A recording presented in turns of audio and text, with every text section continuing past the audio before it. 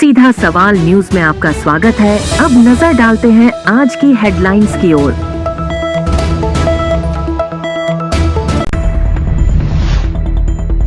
Scorpio car से 462 kilo अवैध डोडा चूरा व 6 जिंदा कारतूस जब्त, तस्कर जंगल में भागे। एक साथ कुएं से रेस्क्यू किए 5 अजगर। मादा अजगर की लंबाई 15 फीट।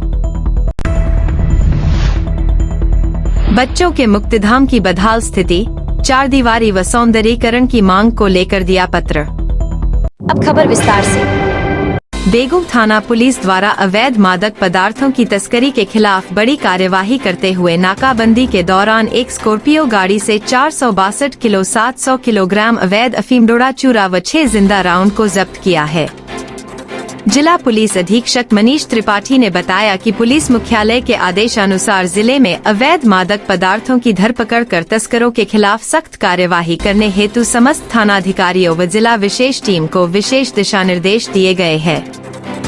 इस पर एएसपी रावत भाटा भगवत से हिगड़ के निर्देशन व डीएसपी बेगू अजनल सिंह के सुपरविजन में थानाधिकारी बेगू शिवलाल मीणा के नेतृत्व में बेगू थाना पुलिस द्वारा राष्ट्रीय राजमार्ग संख्या 27 बस्सी फतेहपुर कट के पास पहुंचकर नाकाबंदी की गई।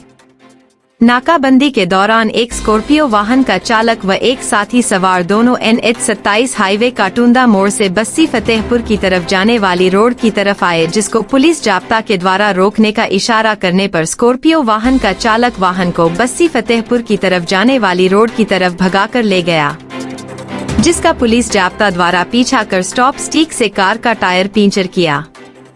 इसके बावजूद स्कॉर्पियो चालक व साथी द्वारा वापस हाईवे कट कोटा से चित्तौड़गढ़ जाने वाली रोड पर करीब 500 मीटर दूर ले जाकर स्कॉर्पियो वाहन को हाईवे पर खड़ी कर नजदीकी घने जंगल में भाग गए, जिसका पुलिस टीम द्वारा पीछा किया गया, लेकिन कार चालक व साथी व्यक्ति का कोई पता नहीं चला। स्कॉर्पियो वाहन की नियमानुसार तलाशी ली तो वाहन में 23 कट्टों में भरा हुआ कुल 462 किलो 700 ग्राम अवैध अफीम डोडा चूरा एवं स्कॉर्पियो वाहन के डेस्क बोर्ड में 12 बोर गन के 6 जिंदा राउंड मिले। पुलिस ने स्कॉर्पियो के चालक व साथी सवार व्यक्ति की आसपास तलाश की, किंतु कोई जानकारी नहीं मिल पाई। पुलिस ने नियमानुसार स्कॉर्पियो वाहन, अवैध अफीम डोडा चूरा व 12 बोर गन के 6 जिंदा राउंड को जब्त कर लिया है। पुलिस थाना बेगू पर स्कॉर्पियो वाहन चालक व साथी व्यक्ति के खिलाफ NDPS एक्ट व आर्म्स एक्ट में मामला दर्ज कर अग्रिम अनुसंधान जारी है। चित्तौड़गढ़ जिले में जिला मुख्यालय से 5 किलोमीटर दूर एक ऐसा ऐतिहासिक रेस्क्यू हुआ है, जिसमें एक साथ 5 अजगर को रेस्क्यू किया गया है। इसमें बड़ी बात यह है कि रेस्क्यू की गई मादा अजगर की लंबाई 15 फीट है, वहीं अन्य 4 अजगर भी पूर्ण वयस्क होकर लगभग 9 फीट लंबे हैं।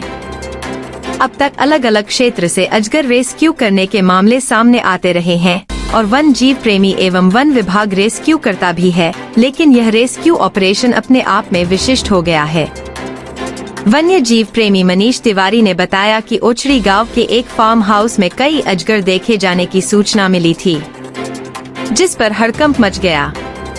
सूचना मिलने पर रेस्क्यू टीम, जिसमें रामकुमार पीयूष और मुबारक के साथ चिराग को मौके पर भेजा गया, जिन्होंने घंटे की मेहनत के बाद अजगर को रेस्क्यू करने का काम किया। एक के बाद एक 5 अजगर कुएं से निकाले गए।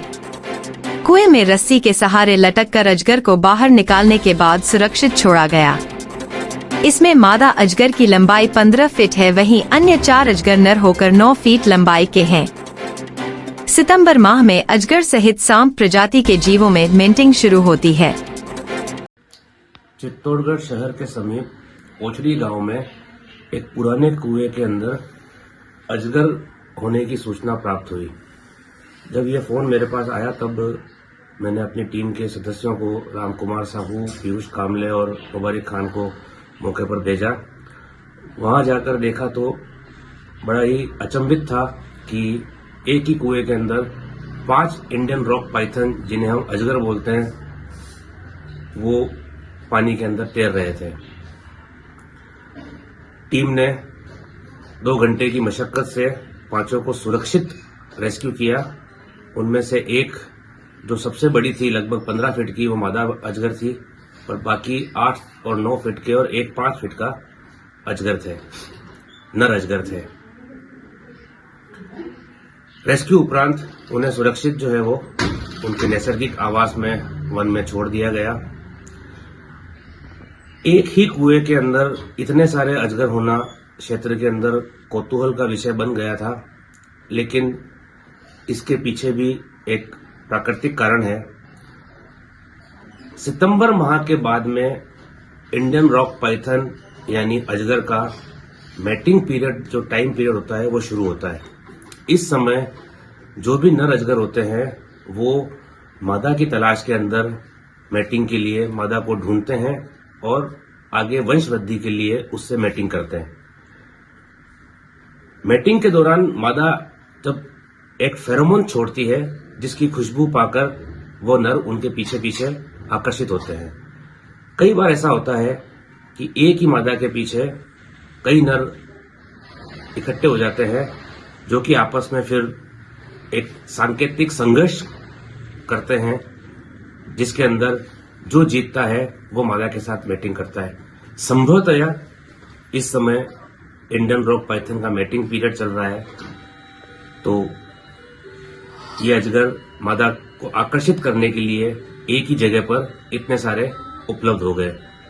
सामान्य परिस्थितियों के अंदर इस तरह के एक जगह पर इतने अजगर नहीं पाए जाते हैं।